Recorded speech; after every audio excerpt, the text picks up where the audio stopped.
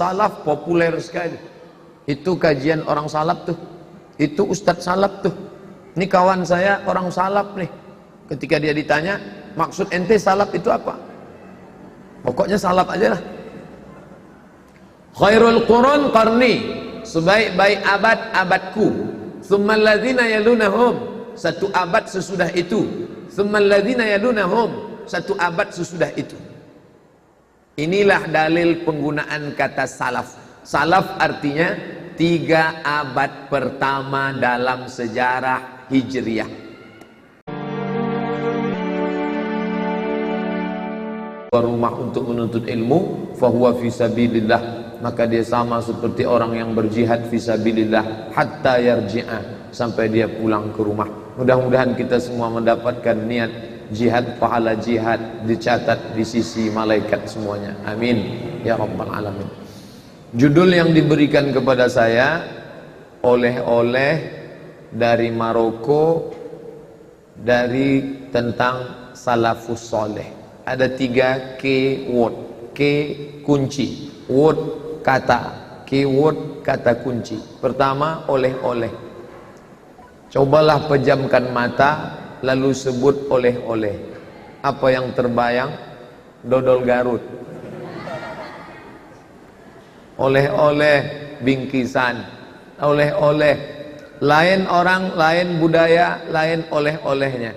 Ketika datang orang-orang barat ke negeri kita, mereka mulai masuk ke kerajaan-kerajaan Islam, kerajaan Demak, kerajaan Melayu Delhi di Sumatera Utara, kerajaan Aceh di ujung Sumatera, kerajaan Semenanjung Melaya di Malaysia, Malaka, Terengganu. Apa yang mereka bawa sebagai oleh-oleh ketika mereka pulang ke Belanda?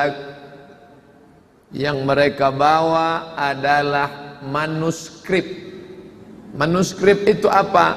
Tulisan tangan klasik yang dikenal dengan kitab kuning. Kenapa disebut kuning? Karena kertasnya terbuat dari kertas ubi kayu yang dicetak sedemikian rupa pada masa silam, lalu warnanya sudah butek, sudah kuning, sudah lama. Itulah yang mengisi koper-koper mereka. Makanya sekarang kalau ada orang sedang penelitian program PhD, Philosophy of Doctor, nulisnya di mana? Leiden University. Kenapa tidak nulis disertasinya di tempat kita? Karena semua oleh-oleh ilmiah itu sudah dibawa oleh mereka ke Belanda. Sampai di Leiden University itu ada satu ruang khusus. Ini untuk kerajaan Demak, ini untuk kerajaan Melayu Riau, ini untuk kerajaan Banjar Kalimantan. Semua bahan-bahannya sudah mereka copy, sudah dalam bentuk PDF. Oleh-oleh yang ada di kepala mereka adalah oleh-oleh ilmiah. Sementara orang kita kalau sudah disebut oleh-oleh, Pak ini ada oleh-oleh sedikit, apa isinya? Kain batik. Salahkah itu Pak Ustadz? Tidak salah. Tapi yang saya maksud, tentu yang dimaksud oleh panitia dengan membuat judul yang sudah di-share ke adik-adik Bapak Ibu sekalian, oleh-oleh yang dimaksud di situ adalah ilmu pengetahuan. Oleh sebab itu, al-hikmatu dallatul mu'min. Hikmah itu punya orang beriman. Aina wajadaha fahuwa ahaqqu biha. Di mana saja dia menemukan, memperoleh, mendapatkannya, maka orang beriman lebih berhak untuk mengakui ini punya saya. Misalnya cincin saya hilang, na'udzubillah nih, jangan doakan hilang. Lalu ditemukan oleh seseorang perempuan. Yang menemukannya siapa? Margaret.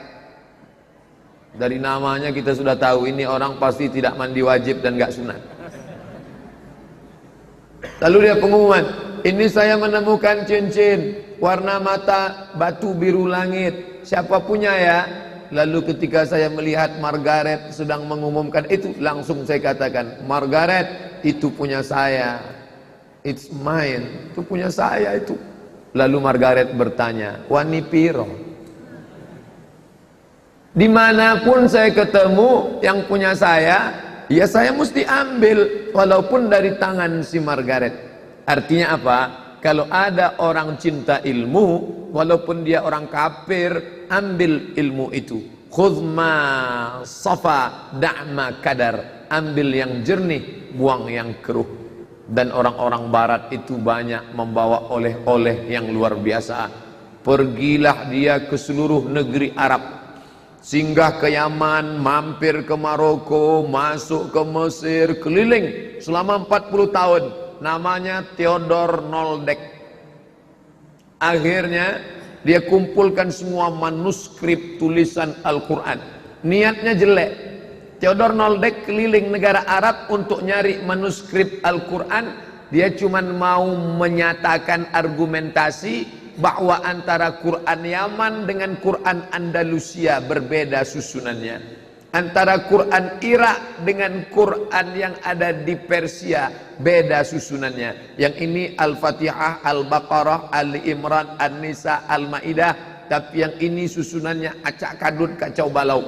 Dia cuma keliling ke negeri-negeri Arab untuk membuktikan argumen dia.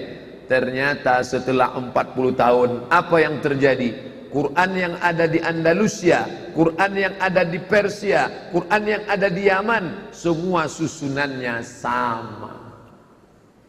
Jadi, apa yang kita ambil dari Theodor? Bukan niat jahatnya, semangat seriusnya Theodor Noldek untuk mengumpulkan manuskrip tulisan itu. Jadi kalau adik-adik sedang penelitian di UI, satu jurusan itu namanya filologi, ilmu yang mengkaji tentang logi, ilmu filologi, ilmu manuskrip. Kalau di Azhar nama mata kuliahnya tahqiq maktud, mengkaji ulang manuskrip kuno. Bagaimana kerajaan Pasundan, ulama-ulama Sunda menerjemahkan Al-Quran dalam bahasa daerah sehingga difahami orang lain. Adik-adik yang pandai tulis baca Arab tapi bukan bahasa Arab, hurufnya huruf Arab tapi bahasanya bahasa Jawa, bahasanya bahasa Melayu, bahasanya bahasa Sunda, lalu dicetak ulang. Ini teks Arabnya, ini teks Sundanya, ini teks Jawanya, ini bahasa Indonesianya. Itu oleh-oleh untuk apa? Generasi di masa akan datang. Menulislah supaya orang di masa akan datang tahu bahwa engkau pernah hidup di masa lalu. Adik-adik yang rajin menulis, menulislah. Alhamdulillah Pak Ustadz, saya rajin kok nulis. Nulis apa? Nulis status. Tulislah bagaimana suka dukanya belajar. Nanti ketika sampainya masanya kau akan jadi orang, lalu tulisan itu akan dinikmati orang banyak. Berapa banyak penulis-penulis di masa lalu hanya sekedar menggoreskan tinta di atas kertas, lalu kemudian 30 tahun di masa akan datang menjadi pengalaman yang amat sangat berharga. Siapa contohnya? Raden Ajeng Kartini. Mungkin dulu hanya sekedar tulisan biasa, tapi sekarang menjadi tulisan emas. Mengapa? Karena sejarah yang masa lalu biasa-biasa saja hari ini menjadi luar biasa. Mari fokuskan bahwa yang disebut dengan oleh-oleh tidak sekedar materi semata, bukan perhiasan, bukan hanya souvenir, tapi oleh-oleh yang sangat berharga adalah oleh-oleh ilmiah, ilmu. Tapi ilmu beda dengan ilmu Arab, dengan ilmu Inggris. Ilmu dalam bahasa Arab ilmun, ain lam mim. Ilmu dalam bahasa Inggris diterjemahkan ilmu knowledge, KNOWLEDGE, knowledge. Jangan baca knowledge. Knowledge, apa itu knowledge? Pengetahuan saja. Ada orang yang hebat bicara tentang sholat. Sholat menurut etimologi, sholat menurut terminologi, sholat menurut Karen Stenbring, sholat menurut bahasa, sholat menurut istilah, segala macam seluk-beluk. Sholat sejarahnya sholat, bagaimana sholat diambil di Isra Mi'raj. Ada sholat menurut mazhab Hanafi, sholat ikhtilaf menurut Maliki, sholat hebat dia. Ketika presentasi tentang sholat, hebat luar biasa. Ketika masuk waktu sholat, dia malah nongkrong di warnet. Ketika ditanya, kamu nggak sholat? Saya paham tentang sholat, cuman kalau untuk sholat nantilah. Ini namanya knowledge, hanya sekedar pengetahuan saja. Makanya jangan heran, di sekolah teologi Kristen ada yang namanya mata kuliah Islamologi. Islam bukan sebagai amal, Islam hanya sebagai ilmu saja. Yang mengajarnya itu siapa? Profesor, guru besar, doktor di bidang Islam tapi tidak mengamalkan ajaran Islam. Islam sebagai ilmu, Islamologi, sama seperti pakar kriminologi dari UI. Pakar dia masalah kriminal, gimana cara jambret, kalau nanti jambret gimana cara nyobek tasnya pakai silet, yang dipakai itu apakah pisau silet, pisau Inggris atau pisau cutter, nanti memakainya itu gimana, yang diambil itu apa, dia paham. Tapi kalau ditanya, kamu pernah nyopet? Enggak pernah. Itu namanya kriminolog. Jadi kalau adik-adik punya teman, ngajinya hebat, majelis sana datang, kajian Habib Anu datang, kajian Ustadz Anu hadir, tapi ibadahnya enggak berubah, itu namanya Islamolog. Sekedar paham pakar Islam, tapi tidak mengamalkan ajaran Islam. Nah, oleh-oleh adalah ilmu, tapi jangan sebagai knowledge, information, hanya informasi saja, tapi juga sebagai berubah perilaku. Makanya tadi Al-Mukarram menyampaikan, duduk di sini langsung, ini bukan seminar, ini bukan lokakarya, tapi dapat pahala iktikaf. Nawaitu sunnatal iktikaf fi hadzal masjid. Saya niat sunat iktikaf di Masjid Al-Fathu. Bagi yang melafazkan niat, yang enggak mau melafazkan niat cukup dalam hati. Kamu tadi enggak niat? Saya sudah niat. Di mana? In my heart. Speak up, ngomong dong. Yang mau diomongkan niatnya talafuz berniat. Yang enggak mau diomongkan niatnya sah, karena malaikat tahu, malaikat mencatat. Inna alaikum lahafizin. Bersama kamu ada malaikat kiraman katibin, mulia dan mencatat, ya'lamuna ma taf'alun, mereka tahu semua yang kamu lakukan. Selesai oleh-oleh, habis 20 menit. Selanjutnya adalah oleh-oleh dari Maroko. Tulisannya M-A-R-O-K-O, Maroko. Saya ditanya, Ustadz dulu tamat sekolah dari mana? Dari Maroko. Dekat dari Maroke Pak Ustadz. Apa hubungan Maroko dengan Maroke? Maroko tulisan Latinnya, Inggrisnya M-O-R-O-C-C-O, Kingdom of Morocco. Morocco diambil dari kata Marrakesh.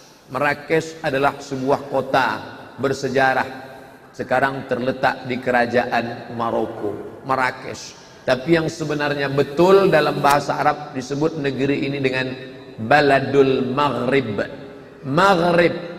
Nanti setelah selesai sholat asar ini, tausiah, nanti dimaklumkan kita semua akan siap-siap persiapan sholat maghrib. Kenapa disebut dia maghrib? Tenggelam matahari. Negeri itu negeri tempat tenggelamnya matahari. Mesir, Libya, Tunisia, Aljazair, Maghrib.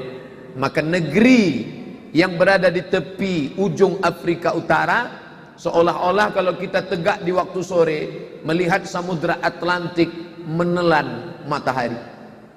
Tegak di tepi samudra Atlantik pukul 6 sore menjelang azan maghrib dikumandangkan, seolah-olah matahari itu masuk ke dalam samudra Atlantik. Maka negeri yang berada di sekelilingnya itu disebut dengan Biladul Maghrib.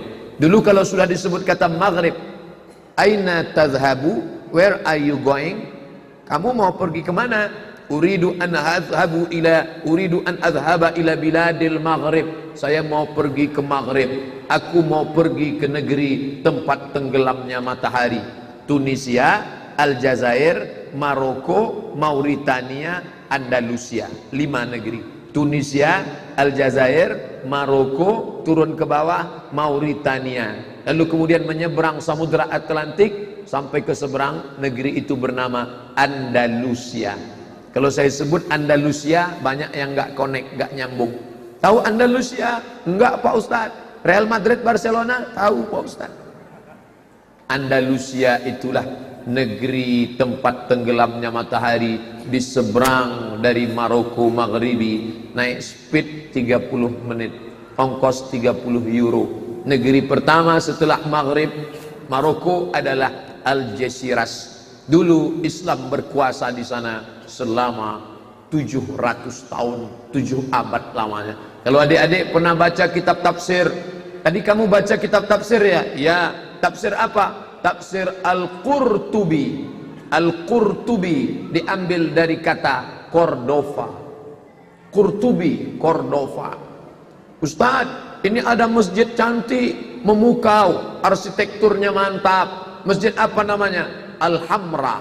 Al-Hamra diambil dari kata ahmar, abyad putih, ahmar merah, hamra terbuat dari batu granit yang merah, cantik, memukau, indah, maka disebut masjid itu Al-Hamra. 700 tahun lamanya umat Islam berkuasa, 700 lebih, bukan 700 kurang. Tapi kemudian ketika Islam sampai pada puncak kejayaan, melambung di atas awan, lupa. Biasa, orang kalau sudah sampai pada puncak lupa. Dan memang sunnatullah, bibit itu tumbuh, pecah, berbatang, bertunas, berdaun, berputik, berbuah, tua, lapuk, tumbang, mati. Islam pernah berkuasa di Andalusia dan kemudian tumbang. Sejarah mencatat yang menumbangkannya adalah seorang perempuan bernama Ratu Isabella.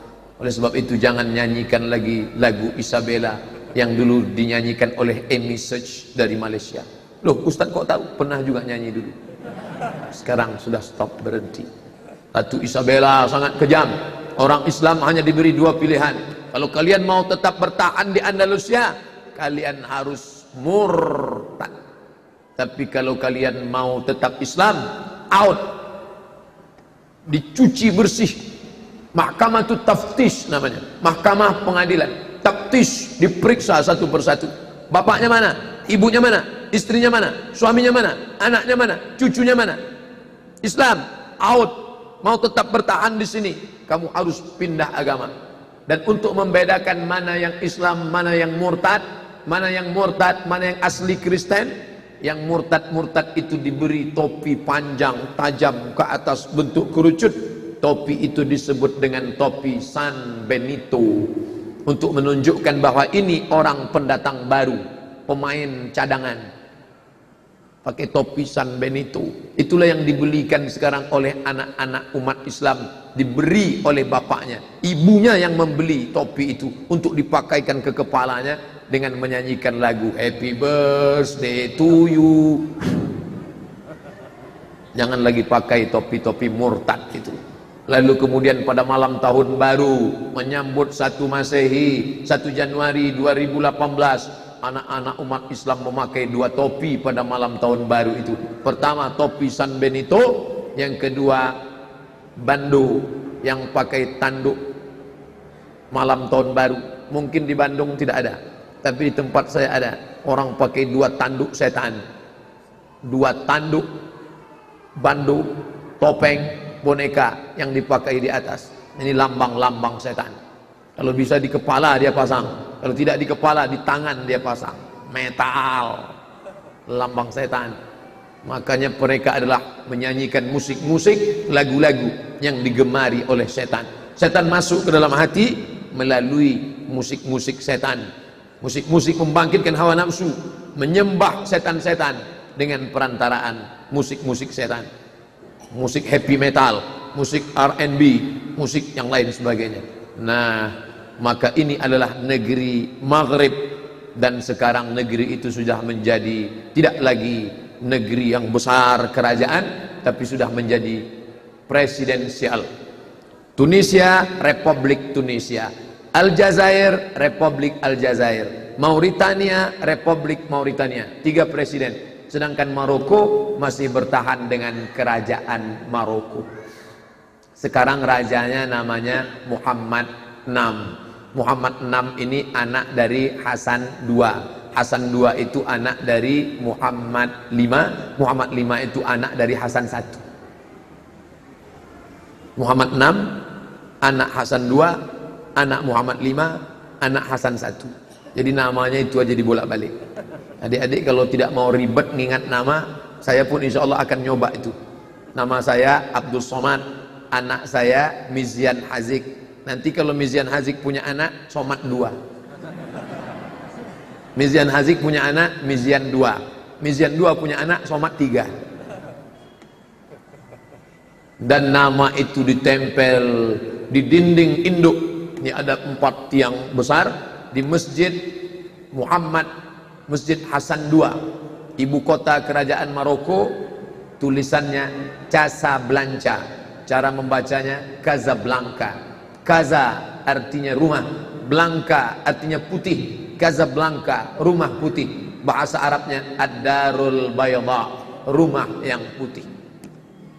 Oleh-oleh Maroko.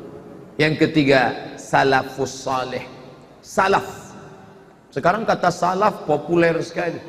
Itu kajian orang salaf tuh. Itu ustadz salaf tuh. Ini kawan saya orang salaf nih. Ketika dia ditanya, maksud ente salaf itu apa? Pokoknya salaf aja lah. Khairul qurun qarni, sebaik-baik abad abadku. Tsummal ladzina yalunahum, satu abad sesudah itu. Tsummal ladzina yalunahum, satu abad sesudah itu. Inilah dalil penggunaan kata salaf. Salaf artinya 3 abad pertama dalam sejarah Hijriah. Khairul qurun qarni, sebaik-baik abadku, abad 1. Tsummal ladzina yalunahum, satu abad sesudah itu, abad 2. Tsummal ladzina yalunahum, satu abad sesudah itu, abad 3. Maka semua yang hidup di abad ketiga ini disebut dengan salaf. Sedangkan abad 4, 5, 6, 7, 8 sampai sekarang disebut khalaf. Saya dipesankan, nanti Ustadz kalau ceramah di Bandung, Jawa Barat, suaranya jangan tinggi-tinggi. Ini bukan Sumatera. Orang Bandung tuh lembut ngomongnya. Saya pun sudah mau latihan sedikit. Adik-adik sekalian, jadi salaf itu ada 3. Ternyata nggak bisa dibuat-buat. Saya pakai style saja aja lah. 1 abad pertama, abad kedua, abad ketiga, itu disebut dengan salaf. Nah, lalu yang dimaksud semua salaf itu baik? Tidak. Karena tidak semua yang di 3 abad ini sebaik-baik semua orangnya. Maka yang baik itu disebut dengan salafus salih. Makanya Ustadz selalu ceramah, ini menurut tradisi salafus salih. Artinya orang-orang yang hidup di 3 abad pertama, tapi yang soleh-soleh saja.